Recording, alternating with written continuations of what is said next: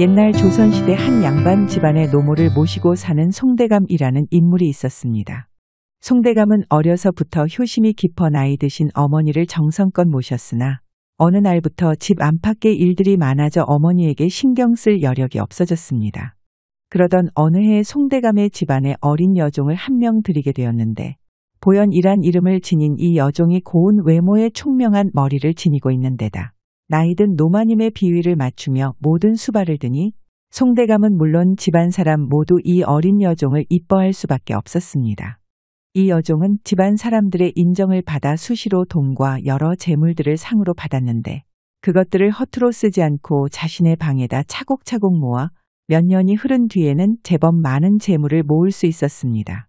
시간이 지나 어린 여종이 성인이 될 때쯤 그 외모가 더욱 아름다워지고 현명한 성품 또한 소문이 나자 인근 부자들이 이 여종을 자신의 집에 들이려 많은 돈을 싸들고 송대감의 집에 들락날락거렸으나 여종은 이 모든 제안을 거절하고 마음속으로 다짐했습니다. 마음에 차지 않으면 평생 독수공방할 망정 돈에 팔려가진 않을 테야. 송대감 역시 여종을 무척이나 아껴 그녀의 뜻을 존중해 주변의 요구를 모두 물리쳤습니다. 그러던 어느 날 보연이 노마님의 심부름으로 외출해 돌아오는 길에 때 아닌 소나기가 갑자기 쏟아져 내려 서둘러 집으로 돌아오게 되었습니다. 그녀가 집에 다다랐을 무렵 대문 앞에 웬 젊은 거지 한 명이 비를 피해 서 있었는데 그녀와 눈이 마주치자 얼굴을 붉히며 한쪽으로 몸을 피했습니다. 비가 와 피할 곳이 없어서 그러니 잠시만 있다 가겠습니다. 네, 그렇게 하세요. 그 거지를 지나쳐 자신의 방으로 들어온 보연은 왠지 모르게 거지의 모습이 계속 머릿속에 아른거렸습니다. 그녀가 한참 동안 고민하다 대문 앞으로 다시 나가보니 아까 그 거지가 몸을 움츠리고 추위에 떨고 있었는데 한눈에 보기에도 애처롭고 불쌍해 보였습니다. 젊은 거지는 다 떨어진 옷에 얼굴에는 때가 끼어 지저분하고 누추해 보였지만 눈매가 선하고 키가 훤칠해 의외로 듬직해 보이는 모습이었습니다. 때마침 집 안에는 노마님을 빼고 집안에 경사가 있어 송대감 내외와 가족들 모두 집을 비우고 있었는데 보연은 잠시 고민하다 젊은 거지에게 다가가 말했습니다. 여기서 계속 있다간 곧불에 걸릴 거예요. 비가 그칠 때까지만이라도 잠시 들어와 비를 피하세요. 그녀의 말에 거지가 쑥스러워하며 얼굴을 붉히고 말했습니다. 말씀만이라도 감사합니다. 허나 이런 누추한 행색으로 폐를 끼칠까봐 마음만 감사히 받겠습니다. 거지의 대답에 보여는 그 말투가 거지답지 않게 점잖은 면이 있어 젊은 거지에게 더욱 마음이 이끌렸습니다. 여기에 있으신 게 지나는 사람들에게 보기에 더 안 좋을 수 있으니 잠깐 들어와서 비를 피했다가 가셔요. 그녀의 말에 거지는 더 사양하지 못하고 그녀가 이끄는 대로 집 안으로 들어가게 되었습니다.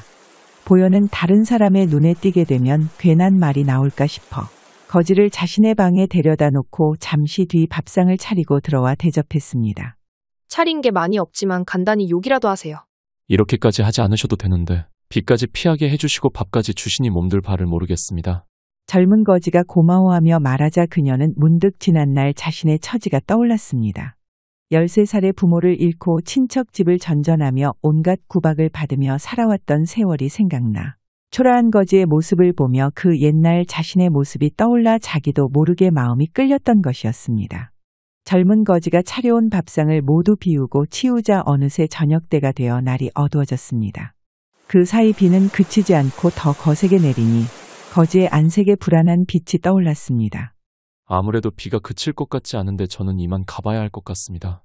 거지가 말하며 자리에서 일어나려 하자 보연이 잠시 망설이다 말했습니다. 비가 너무 많이 와서 쉽사리 그칠 것 같지 않네요.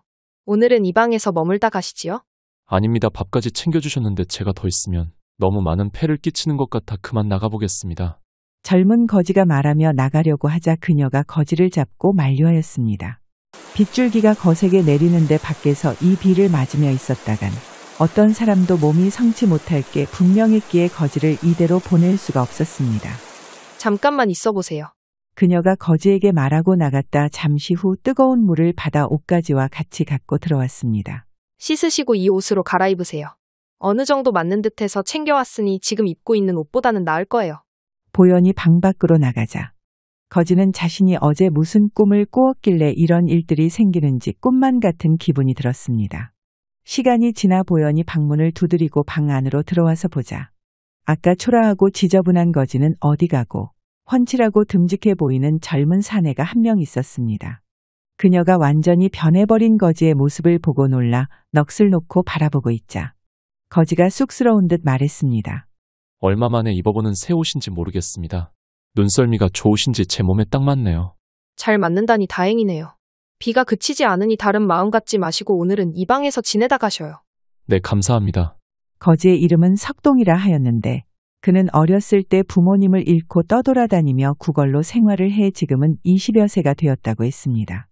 이후로 두 사람은 내리는 빗소리를 들으며 이런저런 이야기를 나누고 서로의 지난 어려웠던 시절의 이야기를 들을 때면 진심으로 위로해주며 시간 가는 줄 모르고 대화하다 보니 어느새 밤이 깊어 자정을 훌쩍 넘겨버렸습니다.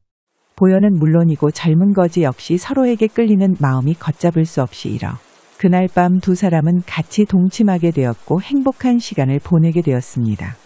다음 날 아침 거지가 눈을 떠보니 보현이 일어나 옷을 갖춰 입고 자신을 빤히 바라보고 있었습니다. 제가 늦잠을 잤군요. 아니에요. 피곤하실 만하시지요. 그건 그렇고 드릴 말씀이 있어요. 보현이 정색하며 말하자 거지도 옷을 갖춰 입고 앉아 그녀의 이야기를 들었습니다. 당신은 앞으로 저와 평생 동안 함께할 마음이 있으신가요? 그녀가 단도직입적으로 묻자 거지도 정색을 하며 대답했습니다. 물론이요. 그대가 날 내치지 않는다면 무슨 일이 있어도 당신과 함께하고 싶소. 좋아요. 그러시다면 앞으로 저희 뜻에 따라 주실 수도 있으신가요? 알겠소. 앞으로 당신 말이라면 무엇이든 따를 테니 잘 알려주시오. 네, 일단은 아침을 차려올 테니 식사부터 든든히 하세요. 그녀가 웃음을 보이며 나가자 거지는 이 모든 일이 꿈만 같았습니다. 어제까지만 해도 길거리를 떠돌며 배고픔에 구걸을 하던 자신의 처지가 이렇듯 하루아침에 변하다니 그는 어떤 일이 있어도 보현의 곁을 떠나지 않기로 마음먹었습니다. 그날 보현과 거지는 앞으로의 일들에 대한 여러 가지 이야기를 나누었고 그날 저녁 무렵 송대감과 가족들이 집으로 돌아오자 그녀는 거지 총각을 데려가 송대감과 노마님에게 인사를 시키게 되었습니다. 그동안 많은 청을 모두 거절하더니 이제야 내 짝이 될 사람을 찾았구나. 그래 자네는 그동안 무슨 일을 해보았는가? 송대감이 묻자 거지가 보현이 당부한 대로 이야기했습니다. 저는 상단을 따라다니며 장사일을 조금 배웠습니다. 그래 그거 다행이구만. 장사일을 배웠다면 식구들을 먹여 살릴 수는 있겠구나. 혹여라도 도움이 필요하면 말하거라. 보현이는 내게 딸과 같은 아이이니. 말씀만이라도 감사합니다. 노마님과 송대감도 석동을 보며 마음에 들어했고 두 사람은 그날 저녁 정화수를 떠다 놓고 평생 부부의 연을 맺기로 했습니다. 그날 이후로 보현은 노마님을 돌보는 틈틈이 석동에게 간단한 글 공부와 집안에서 처신하는 방법을 알려주었습니다. 그러던 어느 날 잠자리에 들기 전 보현이 석동에게 정색을 하고 물었습니다. 당신은 앞으로 무엇을 하며 살 생각이신가요?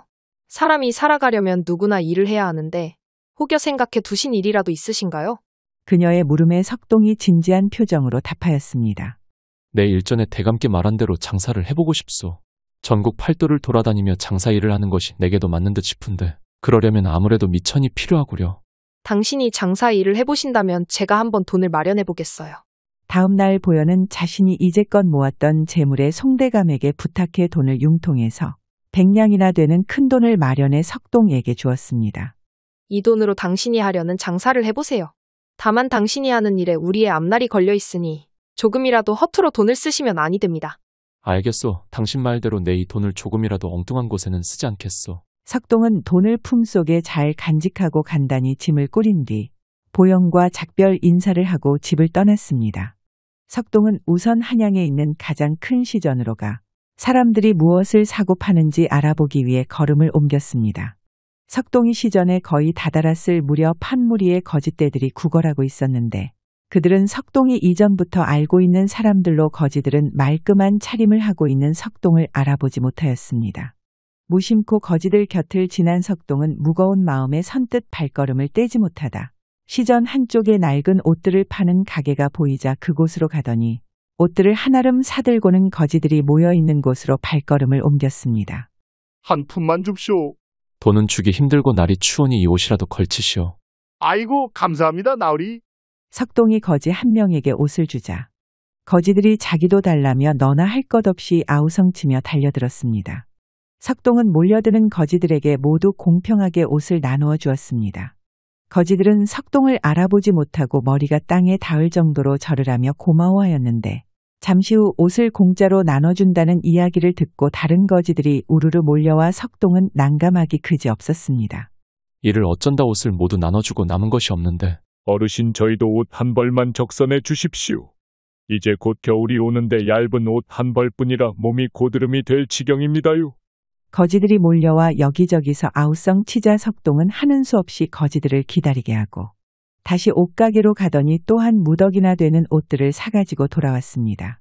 석동은 그 옷들을 거지들에게 아낌없이 모두 나눠주고 거지들이 사라지자 어느새 어둠이 내려앉고 있었습니다.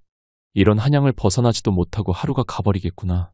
석동이 부지런히 걸음을 옮겨 한양밖 주막에서 하룻밤 묵고는 해가 뜨자 나귀 한 마리를 사가지고 한양을 벗어났습니다. 석동이 나귀를 타고 한나절쯤 가자 다른 고을에 번화한 시전이 나왔는데 여기서도 헐벗고 굶주린 한 무리의 거지들이 동냥을 하고 있었습니다. 석동은 그들을 보고 안쓰러운 마음에 한참을 망설이다 옷가게를 찾아가 또 한 무더기의 옷을 사다 그들에게 나누어 주었습니다. 거지들에게 옷을 모두 나누어 준 석동은 마음 한편으론 뿌듯하기 그지없었지만 줄어드는 돈을 보며 걱정스러운 마음도 같이 몰려왔습니다. 이렇게 하다간 아내가 어렵게 마련해준 돈을 장사를 해보지도 못하고 모두 써버리겠다. 오늘부터는 먹는 것 자는 것이라도 아껴야겠어. 그렇게 다짐한 석동은 그날부터 나귀와 거리에서 노숙을 하며 먹는 것 역시 아껴가며 먹기 시작했습니다. 석동이 이렇게 전국을 떠돌아다니기 시작한 지 한 달 정도 지났을 무렵 가는 곳마다 보이는 거지가 있으면 아낌없이 돈을 써 옷을 사서 나누어주자. 석동의 수중에 있던 그 많은 돈들을 다 쓰고 얼마 남지 않게 되었습니다. 석동은 돈을 아끼기 위해 이날도 나무에 기대어 나귀와 같이 잠을 청했는데 둥근 보름달을 보며 집에 있을 보현이 생각났습니다. 아내가 어렵사리 마련해준 돈을 거의 다 써버렸으니 어찌하면 좋단 말인가. 이제 남은 것은 너밖에 없구나. 석동이 한숨을 쉬며 나귀를 보는데 그의 마음을 아는지 모르는지 나귀는 서서 꾸벅꾸벅 졸기만 하고 있었습니다. 그때 문득 석동의 귓가로 누군가 떠드는 소리가 들려왔습니다.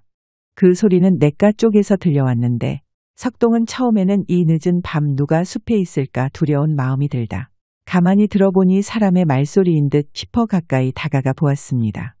그곳으로 가 몸을 숨기고 살펴보니 나이 먹은 노인과 노파가 옷을 빨며 서로 장난을 치고 떠들고 있었습니다. 석동이 마음을 놓고 그들 곁으로 다가가자 갑자기 다가온 인기척에 놀라 노인이 소리를 쳤습니다. 거 누구여? 놀라지 마십시오. 그냥 지나가는 객입니다. 인기척이 들려 잠시 와본 것뿐이니 개의치 마시죠. 아이고 이런 사람이 있는 줄도 모르고 못 볼 꼴을 보여드렸구려.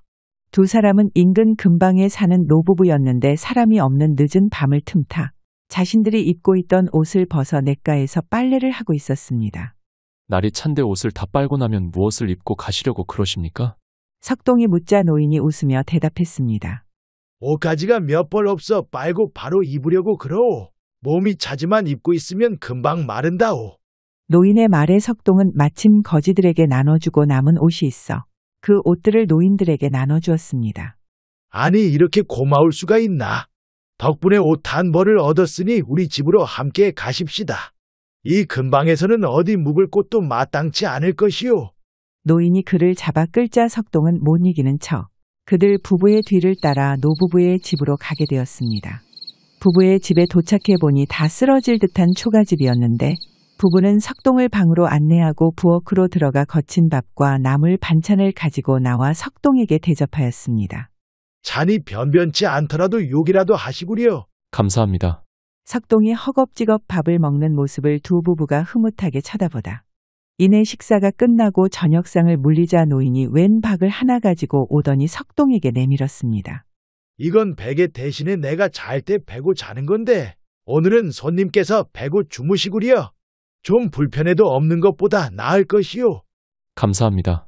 며칠 동안 노숙을 하며 자던 석동에게 오랜만에 찬 이슬을 맞고 자지 않는 것만으로도 그저 감사했습니다. 세 사람이 잠에 든 지 얼마나 지났을까. 갑자기 밖에서 소란스러운 소리가 들려 석동이 잠에서 깨었습니다.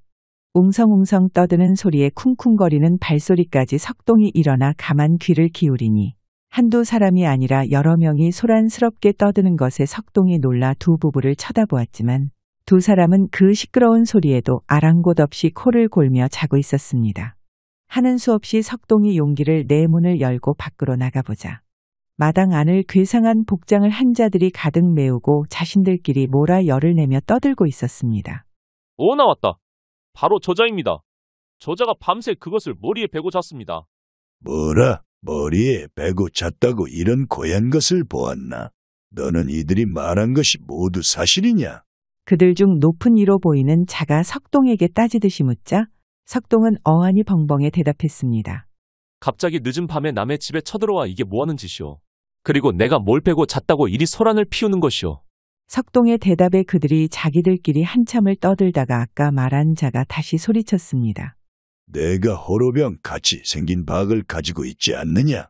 이들이 분명 그것을 내가 베고 잤다고 하는데 그것이 너에게 있느냐 없느냐? 그제서야 석동은 그들이 말하는 것이 노인이 건네준 박인 것을 알아채고는 말하였습니다.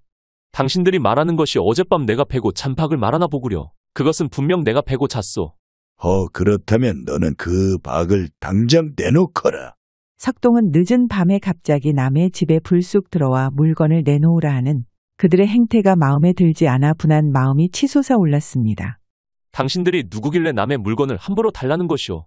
우리가 누구인지는 알 것 없다. 내가 주지 않는다면 강제로라도 뺏는 수밖에. 어서 방으로 들어가 물건을 가져오거라. 대장으로 보이는 자가 소리치자 졸개들 서너 명이 석동을 밀치고 방으로 들어가려 했습니다. 석동은 그들이 방으로 들어가면 잠자는 노부부에게 무슨 짓을 할지 몰라 있는 힘을 다해 그들을 붙잡고 막아섰습니다. 석동과 졸개들이 서로 뒤엉켜 한참 동안 드자비질을 하고 있자 대장으로 보이는 자가 나서며 소리쳤습니다. 모두 그만하거라. 그의 고함 소리에 석동과 졸개들은 몸싸움을 멈추었고 그가 한 발 나서며 말했습니다. 내가 이리 용을 쓰며 그 물건을 내주지 않는 것을 보니 아무래도 그 물건의 가치를 아는 모양이구나. 대장의 말에 석동은 뭐라 대꾸하지 못하였는데 자신은 그저 갑자기 들이닥쳐 남의 물건을 뺏으려는 이들의 행태와 이 자들이 두 늙은 부부에게 무슨 해코지를 할지 몰라 그저 온 힘을 다해 이들을 막아선 것뿐이었습니다. 좋다. 내가 끝까지 안 내놓으니 오늘은 그만 물러가마. 허나 너 역시 저 물건의 가치는 다 모를 테니 내 알려주지. 저것은 금이나 은같이 귀한 것을 넣으면 그 몇십 곱절로 불려주는 보물이다. 너는 이것을 잘 사용하다. 3년이 지난 뒤 아무도 모르게 동장 나루에 와서 던져 넣거라. 반드시 명심해라. 3년이 지난 후에도 내가 욕심을 내어 저 물건을 내놓지 않는다면 그때는 너에게 큰 화가 미칠 것이니 내 말을 반드시 지켜야 할 것이다. 대장이 말을 마치고 집을 떠나자 같이 왔던 졸개들도 우르르 그의 뒤를 따라 떠나버렸습니다. 그들이 다 나가고 나자 석동은 다리에 힘이 풀려 그 자리에 주저앉고 말았습니다. 괴한들과 얼마나 드자비질을 벌였는지 그는 온몸이 다 쑤시고 아픈 데다 피곤이 함께 몰려와 그 자리에 벌렁 누워 눈을 감고 잠이 들었습니다. 한참 만에 그가 눈을 뜨고 일어나 보니 자신이 어젯밤에 잠들어 있던 방에 그대로 박을 베고 자고 있었고 그 모든 게 한바탕 꿈이었습니다. 무슨 꿈이 이리 생생하단 말인가? 석동은 자신이 꾼 꿈이 예사 꿈이 아니라 생각하며 어젯밤 베고 잤던 박을 유심히 쳐다보았습니다. 그날 아침 노부부와 아침밥을 함께 먹은 석동이 떠나기 전 노인에게 말하였습니다. 어르신 괜찮으시다면 제 나귀와 이 박을 바꾸지 않으실런지요? 아니 이깟 박이 몇 푼이나 된다고 감나가는 나귀와 바꾸려는 것이오. 그것이 제가 요긴하게 쓸 데가 있어서 그럽니다. 나야 좋지만 손님께서 정이 필요하시면 가져가시오. 예, 감사합니다. 두 노부부에게 작별 인사를 하고 석동은 박을 옆구리에 챙기고 집으로 향하였습니다. 석동은 나귀 없이 걸어서 한양으로 돌아가는데 집에서 나올 때와 달리 돌아가는 길은 험난하기 그지없었습니다. 수중에 가지고 있던 돈은 모두 떨어진 지 오래라 구걸을 하며 끼니를 해결했고 길에서 잠자는 것까지 해결하니 그 몰골이 보영과 처음 만났을 때와 같은 상거지가 되어버렸습니다. 그렇게 온갖 고생을 하며 송대감 댁에 도착한 석동은 집으로 들어가지 못하고 주변을 어슬렁거렸습니다. 저 집을 나설 때만 해도 거금을 들고 의기양양하게 나왔는데 지금은 다시 거지꼴이 되어버렸구나. 무슨 낯으로 집안 사람들을 볼 수 있단 말이냐. 석동은 다른 사람들의 이목을 피해 밤늦게 집 안으로 들어가기로 마음먹고 담벼락 밑에 쭈그리고 앉아 밤이 되길 기다렸습니다. 어느덧 시간이 지나 어두운 밤이 되자 석동은 피곤에 지쳐 졸고 있었는데 대문이 열리고 누군가 나오더니 밖을 보며 한숨을 내쉬었습니다. 집을 떠난 지 한참인데 소식 한 번 없고 어디서 무얼 하는지 기별이라도 한 번 주시지. 나온 이는 다름 아닌 보연이었는데 그녀가 집 떠난 신랑이 걱정돼 언제나 밤이 되면 집 앞에 나와 그를 기다렸습니다. 그때 담벼락 옆에서 시커먼 그림자가 그녀에게 다가왔습니다. 여보, 아니 누구세요? 나요? 아니 어디서 무얼 하다 이제 오시는 거예요? 그게 그렇게 됐어. 그나저나 얼른 들어갑시다. 다른 사람의 눈에 띄기 전에. 두 사람이 방 안으로 들어가 보연이 등불을 켜고 석동을 쳐다보더니 다시 한번 놀라고 말았습니다. 어디서 뭘 했길래 이 모양이 된 거예요? 그게 어쩌다 보니 이렇게 되었어.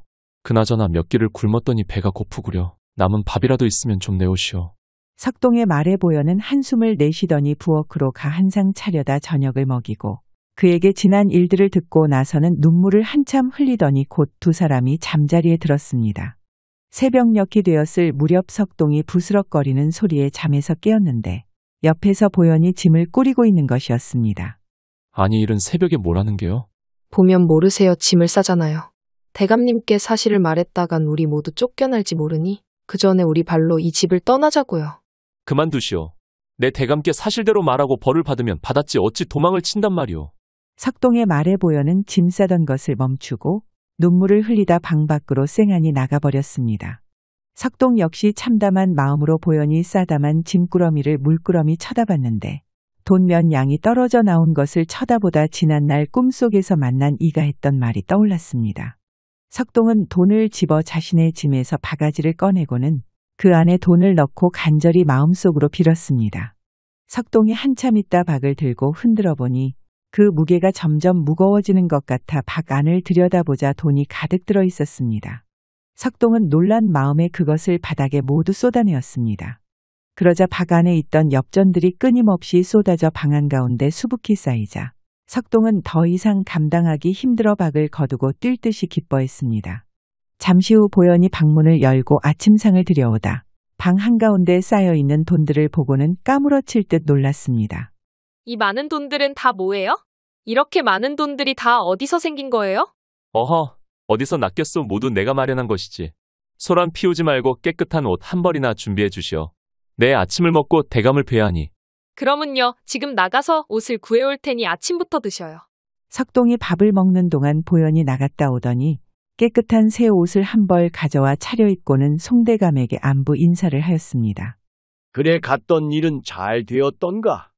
네, 다행히 일이 잘 되어 많은 이문을 얻을 수 있었습니다. 말과 함께 석동이 커다란 괴짝을 내밀었는데 송대감이 열어보니 돈이 가득 담겨 있어 입을 떡 벌리며 놀라고 말았습니다. 아니 이 사람아 이리 큰 돈을 어떻게 벌었는가? 어쩌다 보니 운이 좋았을 뿐입니다. 대단하네. 그런데 이 돈은 너무 많군. 나는 원금만 받으면 되니 나머지는 자네가 가져다 쓰게. 아닙니다. 모두 대감님께서 도와주셔서 번 것이니 대감님이 받으셔야 됩니다. 석동이 부득불 우기니 송대감은 하는 수 없이 돈을 받았고 보영과 두 사람은 노마님뿐만 아니라 송대감의 가족들과 일하는 하인들에게까지 모두 골고루 돈을 나눠주니 집안 사람 모두 고마워하며 기쁨을 함께했습니다. 이후로 두 부부는 종살이를 벗어나 양민이 되었고 석동은 아무도 모르게 박에서 돈을 꺼내어 거지들과 어려운 이웃들을 도우며 살았습니다. 그리고 꿈에서 만난 이와 약속대로 3년이 되는 해의 제사를 지낸 다음 동작나루에 나와 박을 강물에 던져 넣었습니다. 그 후로 보영과 석동은 백년해로하며 행복한 생활을 이어나갔고 그들의 자손 중에 벼슬길에 오르는 인물까지 나와 날이 갈수록 집안이 번창해 나갔습니다. 영상 시청해 주셔서 감사드리고 재미있게 보셨다면 좋아요, 구독 부탁드립니다.